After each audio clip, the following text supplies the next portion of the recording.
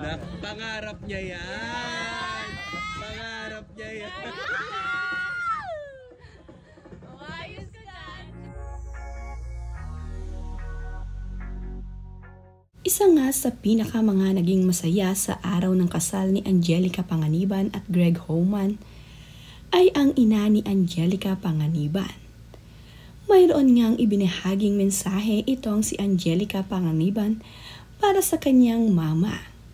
Ayon nga dito kay Angelica Panganiban ay, "Mama, alam ko kung gaano ka kasaya.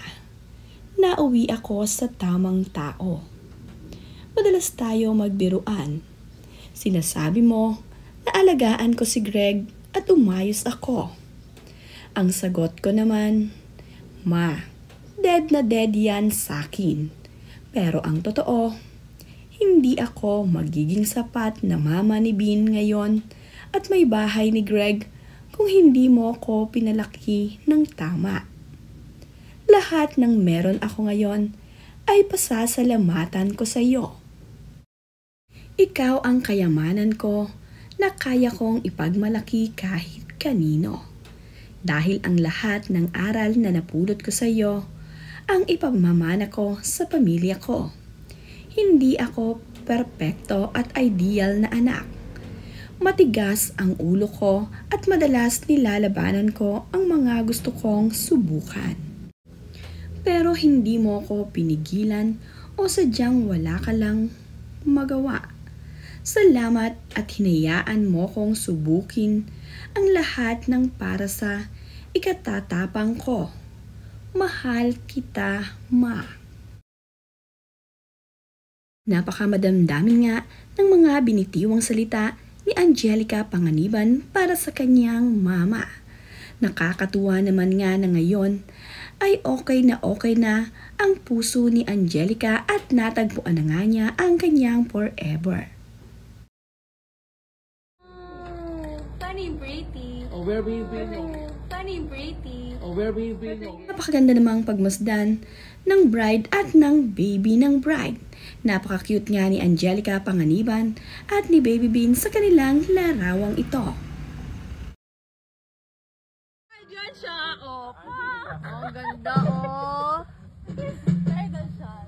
Yeah. Ayon naman nga sa mga kaibigan ni Angelica Panganiban sa araw ng kanyang kasal, ay natupad na nga raw ni Angelica ang kanyang matagal nang gustong mangyari.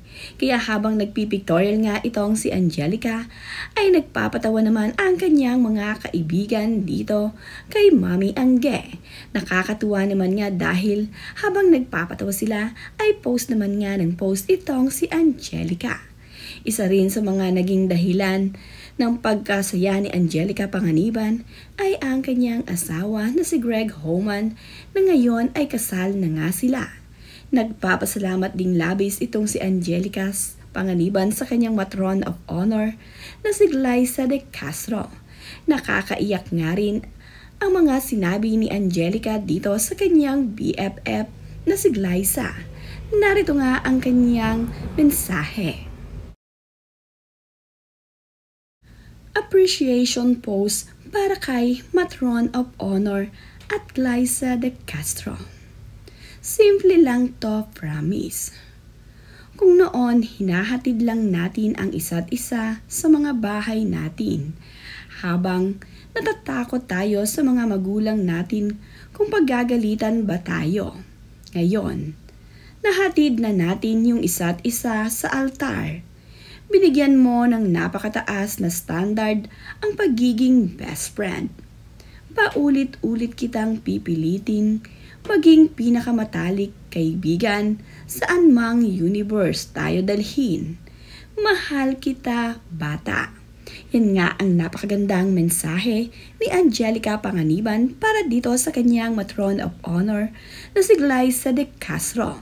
Napakahaba na nga ng pinagsamahan ni Angelica Panganiban at ni Glyza.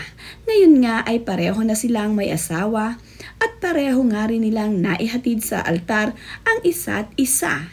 Kaya naman, ngayong kasal ni Angelica at Greg ay terno rin ang kanilang mga paa na mayroong mga anklet na nakalagay sa kanilang mga paa.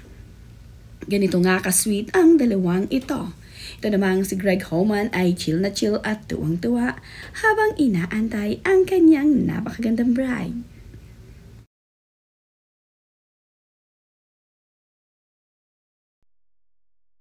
May ilang nga ring pasilip na sa naganap na kasal ni Angelica Panganiban dito.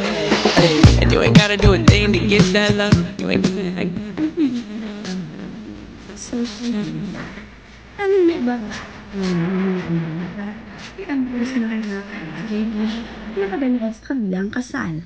Ang kanila namang official photo ni Greg Homan para sa kanilang kasal ay hindi pa na i-upload ng mga kumuha. Ilan nga sa kanila ay ang abay ni Greg Homan at Angelica sa panganiban sa kanilang kasal. Tinawag nga ni Angge na bad boys ang ilan sa mga ito. Kinabibilangan nga ito ni Ketchup Eusebio. Ang kanya namang BFF na si John Prats ay nakadalo din sa kanyang kasal. Kasama nito ang kanyang asawa na si Isabel Oli.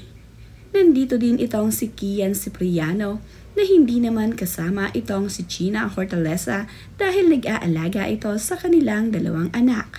Nandito rin itong sina Eugene Domingo sa kasal ni Angelica at Greg. Malapit din itong si Eugene dito kay Angelica. Kaya naman, hindi rin niya pinalagpas ang pagkakataon na hindi masaksihan ang kasal ng kanyang mga kaibigan. Pati nga itong si Smokey Manaloto ay naglaan ng oras na pumunta dito sa Siargao upang makadalo sa kasal ng kanyang matalik na kaibigan.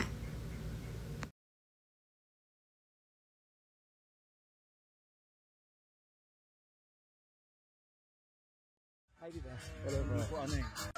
Sorry ka ba? Sorry. Personally wrote by me, na how many people. Sa direct. Sweet. Uy, wait na, luto. Ciao, Ciao, brother man. How are you? Hey, Max. Hello. Wala, hindi na nakasama eh. What's up, bro?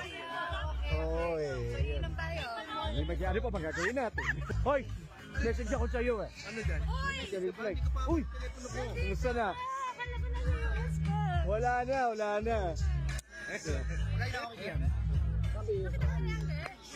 Di pa. Hello. The Mars is back. The Mars is back. The Mars is back. Congratulations, tol.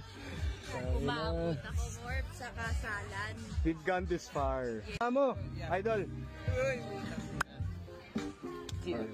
Brad. Record. Kala ko kasama mong Charing Type, papa-autograph ako eh. You know, ay, ebidensya. Cheers. Para kay Smoke Manaloto. Hindi nagsama ng asawa.